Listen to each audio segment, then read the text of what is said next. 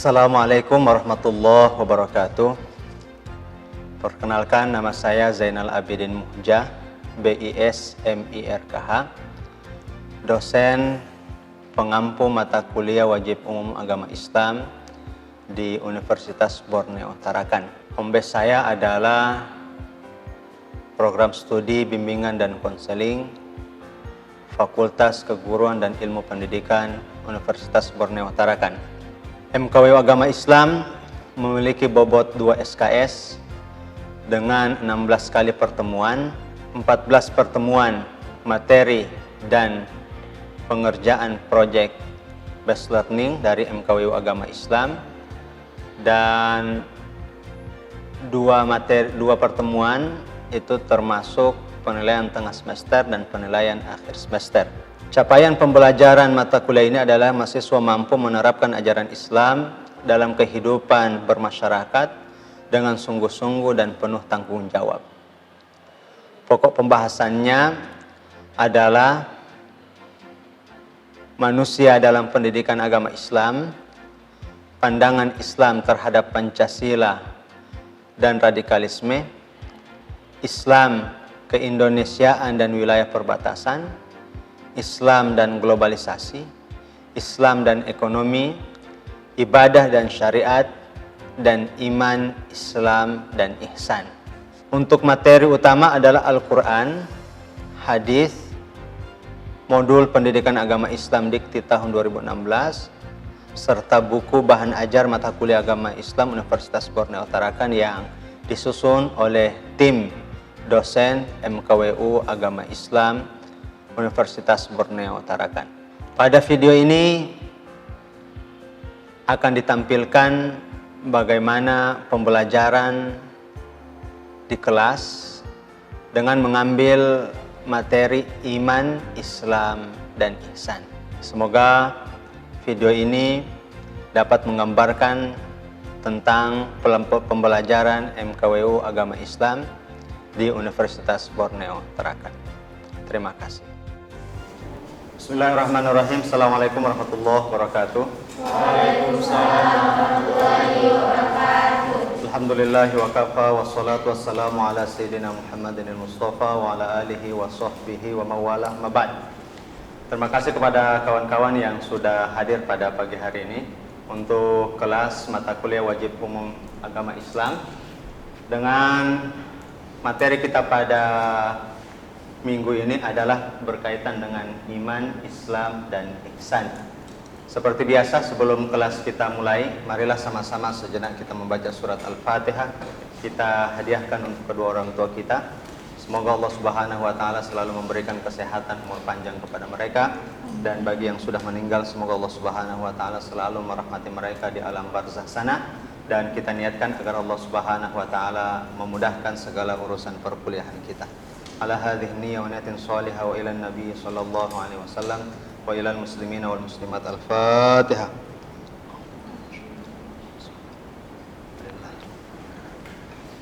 Baik, untuk materi kita pada pagi hari ini yang berkaitan dengan iman, Islam, dan ihsan. Tujuan materi ini adalah mahasiswa mampu menjelaskan makna iman, Islam, dan ihsan. Jadi setelah mengikuti materi ini, berharap mahasiswa mampu menjelaskan apa hakikat iman sebenarnya, apa hakikat Islam, dan apa hakikat ihsan. Untuk pokok pembahasan kita yang akan kita bahas pada pagi hari ini berkaitan dengan pengertian iman, Islam, dan ihsan. Kemudian nanti kita mencoba untuk memahami atau bagaimana mengimplementasikan iman, Islam, dan ihsan dalam kehidupan sehari-hari. Baik, sebelum saya menjelaskan lebih jauh mengenai iman, Islam, dan ihsan, ada yang mau menyampaikan ketika kita disebutkan kata iman, apa yang terlintas di dalam pikiran kita? Ya, siapa dulu? Angkat tangan, oke.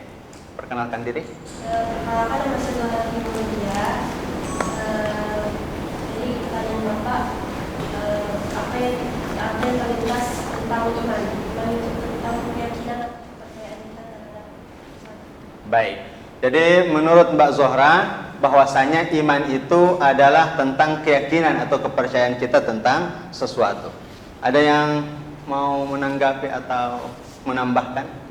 Ketika kita menyebut kata iman, menurut Mbak Zohra, bahwasanya itu berkaitan dengan sesuatu yang kita yakini atau yang kita percayai atas sesuatu. Dan apa yang disampaikan oleh Mbak Zohra itu memang benar, bahwasanya ketika kita berbicara tentang iman, pasti kita berbicara tentang keyakinan. Karena iman sendiri yang sudah kita ketahui bersama, ada rukun-rukun iman. Ada berapa rukun-rukun iman? Ada 6. Siapa yang mau menyebutkan rukun iman yang 6? Ya, perkenalkan diri. Ya, beriman ada 6. Yang pertama, beriman kepada Allah, beriman kepada Nabi Muhammad, beriman kepada kitab-kitab Allah, beriman kepada Rasul, beriman kepada hari akhir, dan yang keenam beriman kepada takdir. Ada yang mau menanggapi atau menambah? Ya, silakan, Mbak. Pertama, beriman kepada Allah, kedua beriman kepada malaikat, ketiga beriman kepada kitab, keempat beriman kepada Nabi dan Rasul, kelima beriman kepada hari akhir, dan keenam beriman kepada takdir Allah. Oke, siapa nama Mbak? Andi Asima. Baik, Mbak Andi. Jadi terima kasih Mbak Andi. Yang disampaikan oleh Mbak Patricia tadi benar juga, cuman ada satu yang ketinggalan, yaitu beriman kepada malaikat. Maka semua rukun iman itu, iman kepada Allah, iman kepada malaikat, kemudian kitab-kitab, nabi dan rasul, lantas hari kiamat, kemudian beriman kepada qada dan qadar. Iman itu semuanya urusan keyakinan. Oke, kepercayaan kita terhadap Allah, kepercayaan kita kepada malaikat, keyakinan kita tentang nabi dan rasul, keyakinan kita tentang kitab-kitab, keyakinan kita tentang hari kiamat, keyakinan kita tentang takdir Allah. Itu berkaitan dengan iman. Kemudian kalau Islam, ketika kita menyebut Islam, apa yang terlintas dalam pikiran kita? Ya, silakan kembali lagi kepada Mbak Andi. Islam itu adalah penyerahan ibadah hanya kepada Allah Subhanahu wa taala dan tidak selain kepada Allah. Baik.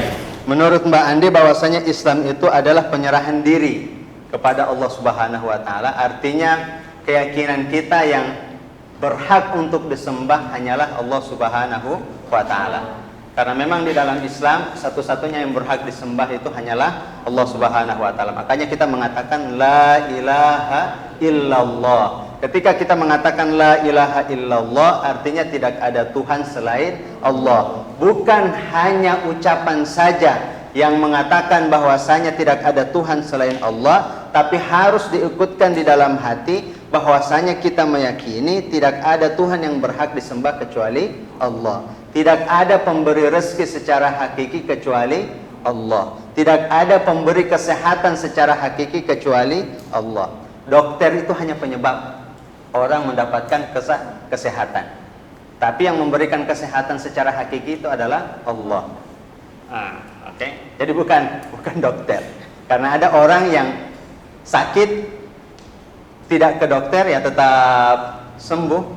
Ada juga yang sakit sudah ke dokter, tidak juga dia sembuh-sembuh. Artinya yang pemberi kesehatan secara hakiki itu adalah Allah Subhanahu wa taala. Jadi itu makna Islam menurut yang disampaikan oleh Mbak Andi. Rukun-rukun Islam, kawan-kawan? Siapa yang mau menyebutkan rukun Islam? Ya, dari sini lagi sebagian. Perkenalkan dulu. Perkenalkan saya Indira. Islam itu ada yang pertama itu sholat. Yang pertama sholat. Yang kedua itu syahadat. Sholat. Yang ketiga itu zakat. Yang keempat itu berpuasa. Yang kelima itu menjaga agama. Oke. Jadi ada 5 rukun Islam. Yang pertama tadi mengucapkan 2 kalimat syahadat, kemudian mendirikan sholat. Yang ketiga zakat. 4 puasa, kemudian haji bagi yang mampu. Sebagai bukti bahwasanya kita ini termasuk orang-orang yang menganggap, yang meyakini bahwasanya tidak ada Tuhan yang berhak disembah kecuali Allah, maka kita itu melafazkan keyakinan itu dengan ucapan 2 kalimat syahadat. Asyhadu an la ilaha illallah wa asyhadu anna Muhammadar Rasulullah. Kemudian ketika kita meyakini Tuhan itu yang berhak disembah adalah Allah Subhanahu wa taala, maka kita harus mendirikan salat. Oke? Salat 5 waktu yang wajib ke atas kita itu kita lakukan sebagai bukti bahwasanya kita ini menjadi hamba Allah Subhanahu wa taala. Tapi ya sangat disayangkan banyak dari orang yang berKTP Islam akan tetapi tidak melaksanakan kewajiban sholat 5 waktu. Oleh karena itu nasihat buat diri saya dan kawan-kawan, tolong jaga sholat 5 waktu. Kenapa? Karena sholat ini adalah amalan yang akan pertama kali dihisab di akhirat. Kalau amalan sholat itu baik, yang lain-lain itu juga baik. Tapi kalau amalan sholat itu buruk, apakah tidak pernah sholat atau sholat banyak kekurangannya, maka amalan-amalan yang lain juga akan menjadi buruk. Walaupun dia baik dengan orang akan tetapi tidak pernah sholat di dunia ini, maka senyumnya dengan orang, baiknya dengan orang itu akan bermasalah juga. Karena 2 hal yang harus kita perhatikan, hablum minallah dan hablum minannas. Hablum minallah hubungan kita dengan Allah, hablum minannas hubungan kita sesama manusia. Kemudian zakat, puasa, haji bagi yang mampu. Itu rukun Islam. Kemudian berkaitan dengan ihsan, siapa yang ingin menyampaikan? Ya, perkenalkan. Ya, nama saya Eka. Baik, Kak. Ihsan itu menurut saya itu perbuatan yang benar-benar baik. Nah, di mana iman itu keyakinan, dan ihsan itu perbuatan yang ada keyakinan, jadi kita harus berbuat. Ya, seperti contohnya sholat tadi. Baik. Ihsan itu menurut Mbak Eka adalah perbuatan baik. Ketika kita meyakini bahwasanya adanya hari akhirat atau adanya hari kiamat, bahwasanya di hari kiamat nanti adanya pembalasan. Kalau orang berbuat baik maka akan dibalas dengan kebaikan. Kalau orang berbuat buruk maka akan dibalas juga dengan azab dari Allah Subhanahu wa taala. Maka sebagai muslim yang memiliki keyakinan tentang iman, yang memiliki keyakinan tentang Islam, maka kita harus melaksanakan yang namanya ihsan, kebaikan. Oke? Dan kebaikan itu banyak. Kebaikan buat diri sendiri. Jadi kebaikan bukan hanya untuk orang lain, tapi kebaikan buat diri sendiri. Apa kebaikan? Contoh kebaikan buat diri sendiri, jangan menyakiti diri sendiri. Bahkan dalam Al-Quran Allah berfirman, wala taqtulu anfusakum, jangan kalian membunuh diri kalian sendiri. Termasuk narkoba. Oke? Obat-obat yang terlarang itu pada hakikatnya membunuh diri kita sendiri, dan itu dilarang di dalam Islam. Jadi walaupun ada yang mengatakan, oh saya mengkonsumsi narkoba, saya tidak merugikan orang lain, saya tidak menyakiti orang lain. Walaupun engkau tidak menyakiti orang lain, akan tetapi engkau menyakiti diri sendiri. Maka dalam hukum Islam sesuatu yang menyakiti diri sendiri itu dilarang, termasuk narkoba. Oleh karena itu tolong jauhi narkoba, terutama kalangan mahasiswa. Jangan sampai ada yang punya planning atau punya rencana untuk nyabu, untuk memakai obat-obat terlarang karena stres dengan banyak tugas yang diberikan. Jauhi, karena apa? Karena itu sesuatu yang dilarang di dalam Islam. Oke, apa yang kawan-kawan sampaikan mulai dari pengertian iman, Islam, dan ihsan itu semuanya sudah benar. Kemudian ditanya lagi, apa ihsan itu? Ihsan itu seperti yang disampaikan dalam satu riwayat Al-Imam Al-Bukhari. Ihsan itu Nabi menyatakan, anta'budallaha ka'annaka tarahu fa illam tarahu fa innahu yarak. Engkau menyembah Allah seakan-akan engkau melihatnya. Jika tidak, yakinlah bahwasanya Dia melihat Anda. Oke. Jadi kita ini disuruh beribadah seakan-akan melihat Allah, tapi itu tidak bisa. Kenapa? Karena kita tidak bisa melihat Allah di dunia. Oke, saya ulang. Umat Islam atau manusia tidak bisa melihat Allah di dunia. Makanya kalau ada yang sholat menghayalkan Allah, pada hakikatnya dia tidak menyembah Allah. Dia menyembah hasil khayalannya. Makanya kalau sholat itu jangan menghayalkan Tuhan. Kenapa? Karena ketika kita menghayalkan Tuhan, berarti bukan Allah yang kita sembah, akan tetapi yang kita sembah itu adalah hasil khayalan. Kenapa? Karena kita itu bisa menghayalkan sesuatu yang pernah kita lihat.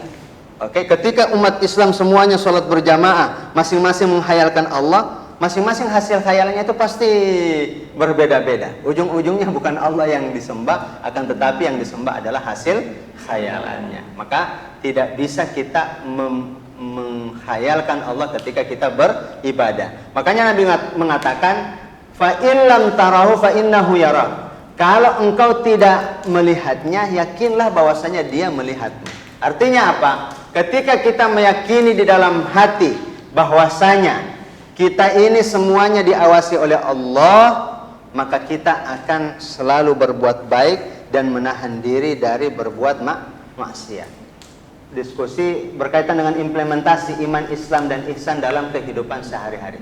Jadi setelah kita meyakini adanya rukun iman, setelah kita meyakini adanya rukun Islam, kemudian setelah kita meyakini adanya ihsan.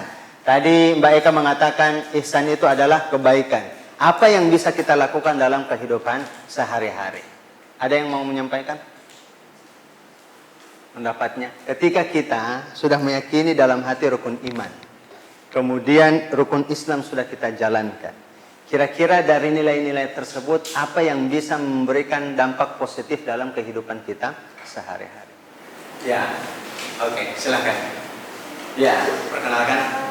Nama saya Siti Sarah. Jadi menurut saya jika contohnya seperti Bapak tadi, kalau misalnya kita percaya kalau misalnya ada hari kiamat, jadi dalam kehidupan kita sehari-hari itu pasti kita beribadah kepada yang Maha Kuasa, yang beribadah kepada Allah, kayak sholat, zakat, puasa, pokoknya kita menjalani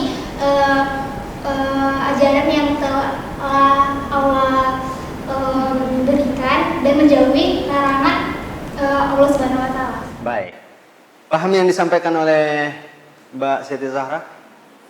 Ya, siapa nama tadi? Oh, Mbak Siti Sahara. Oke. Paham?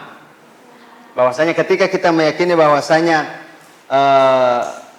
adanya hari pembalasan, maka itu akan menjadikan diri kita selalu mengerjakan kewajiban dan menjauhi larangan-larangan Allah Subhanahu wa Ta'ala. Kenapa? Karena kita meyakini adanya hari pembalasan. Itulah yang dikatakan mengimplementasikan rukun iman dalam kehidupan sehari-hari. Alladzina yu'minuna bil ghaibi wa yuqimuna as-salata wa mimma razaqnahum yunfiqun. Ciri-ciri orang yang bertakwa adalah orang-orang yang meyakini adanya perkara yang gaib. Perkara yang gaib ini bukan hanya malaikat, pahala. Pahala itu termasuk perkara yang gaib. Dan itu memang sulit. Sebab apa? Sebab orang ini lebih menyukai sesuatu yang dilihat oleh kasat mata. Coba kalau seandainya satu masjid mengumumkan, siapa yang sholat subuh berjamaah maka pulang dari keluar dari masjid akan mendapatkan emas 1 gram setiap orang. Orang itu pasti akan berbondong-bondong ke masjid. Tapi kalau cuma siapa yang berjamaah sholat isya dan subuh maka masuk surga. Nantilah, oke. Kenapa? Karena sesuatu yang gaib. Sebab manusia itu lebih mudah mempercayai sesuatu yang dilihat oleh kasat mata dibandingkan sesuatu yang tidak bisa dilihat oleh kasat mata. Tapi dalam Islam ternyata untuk lebih tinggi derajat seseorang nanti di surga harus meyakini adanya perkara yang gaib. Itulah yang dianggap bahwasanya kita mengimplementasikan nilai-nilai rukun iman dalam kehidupan sehari-hari. Rukun Islam, zakat. Oke.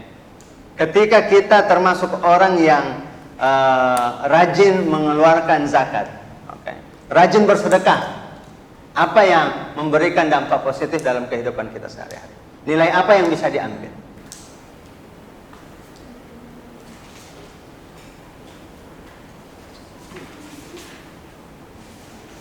Ketika orang rajin bersedekah, ketika orang rajin mengeluarkan zakatnya, kira-kira nilai apa yang bisa kita ambil atau yang bisa diimplementasikan dalam kehidupan sehari-hari?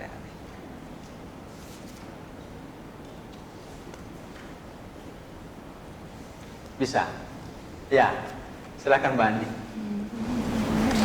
Kalau orang itu rajin bersedekah, itu dia yakin kepada Allah bahwa rezeki yang diberi oleh Allah itu harus disyukuri, sehingga jika dia rajin bersedekah, dia itu akan merasa tenang dan lebih bersyukur dengan apa yang sudah diberikan oleh Allah. Baik, terima kasih Mbak Andi.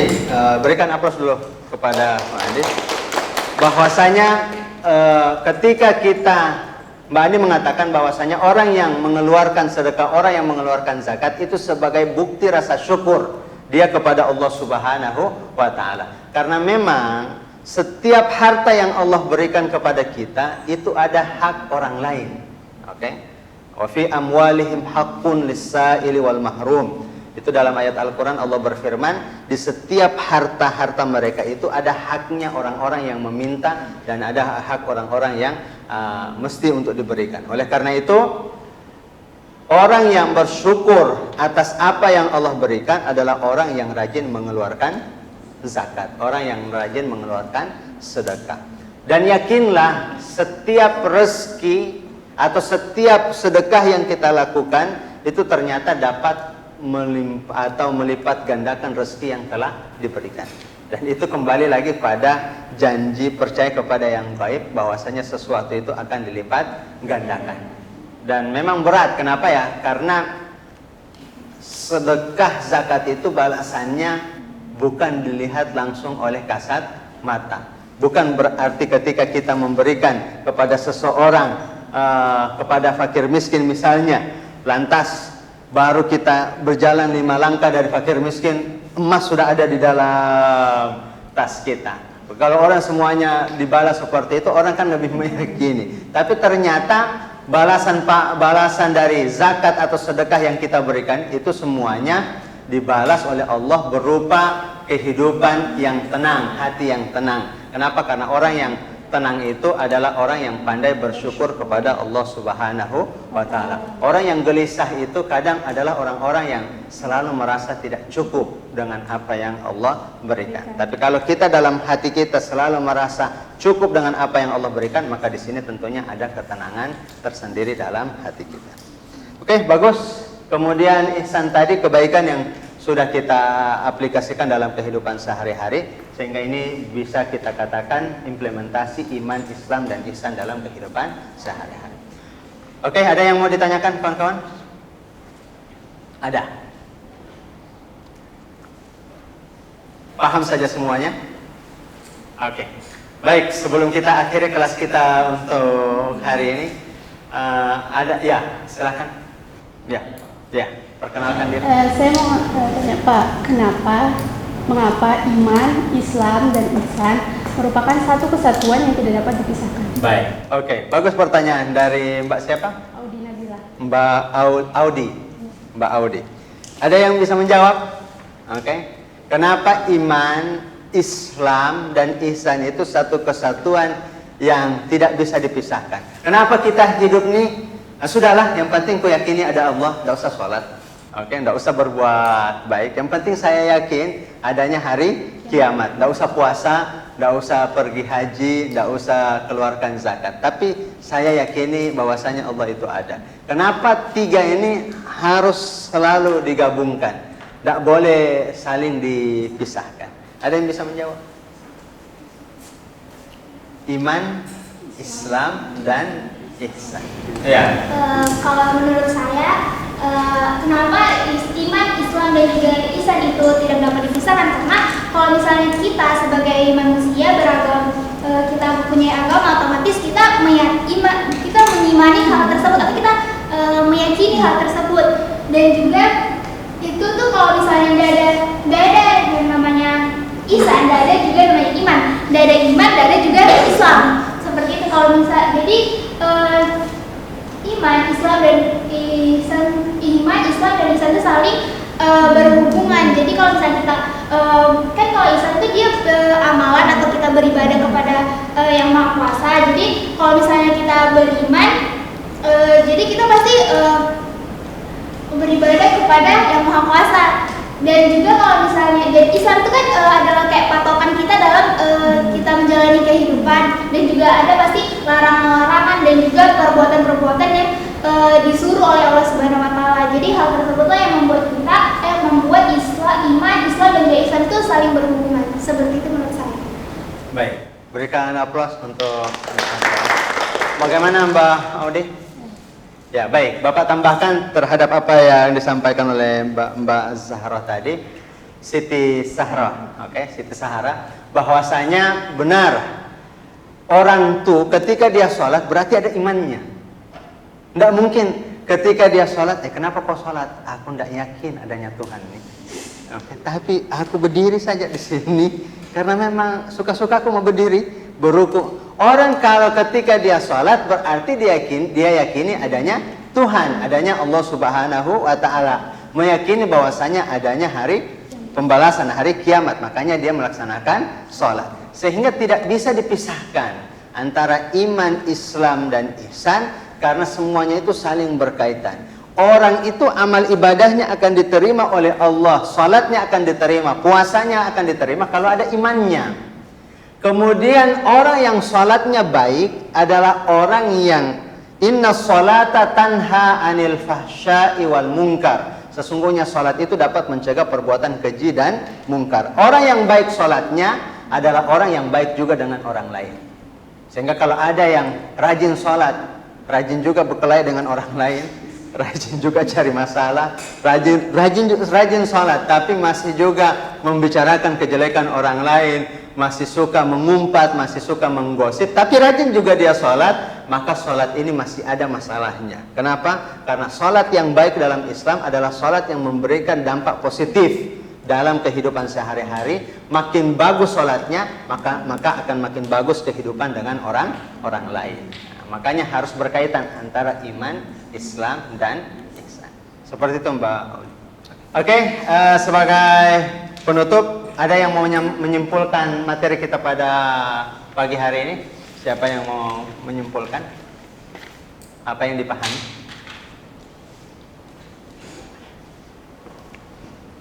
Mbak Zahra, silakan. Apa yang dipahami dari kelas kita pada pagi hari ini? Baik, sebenarnya tentang iman, Islam dan ihsan. Dari iman tentang kepercayaan, Islam itu bagaimana kita bagaimana manusia itu bisa menyembah Allah, bisa menyerahkan dirinya kepada Allah, dan ihsan itu adalah manusia yang bisa berbuat baik karena keyakinan kepercayaannya kepada Allah. Bagaimana dia bisa mendapatkan ridho Allah, bagaimana dia bisa mendapatkan rahmat dari Allah. Maka dari itu manusia senantiasa menjalankan apa yang diberitakan Allah dan berusaha untuk menjadi larangan dari Allah. Terima kasih Mbak Siti Zahra, berikan aplaus untuk Siti Zahra. Itu perwakilan dari perempuan, perwakilan dari laki-laki. Siapa yang mau menyampaikan apa yang dipahami pada kelas untuk pagi hari ini? Siapa? Bang Reza, Bang Sofyan? Ya, tidak apa-apa dibaca. Oke. Apa yang sudah ditulis? Silakan Bang Sofyan. Ya.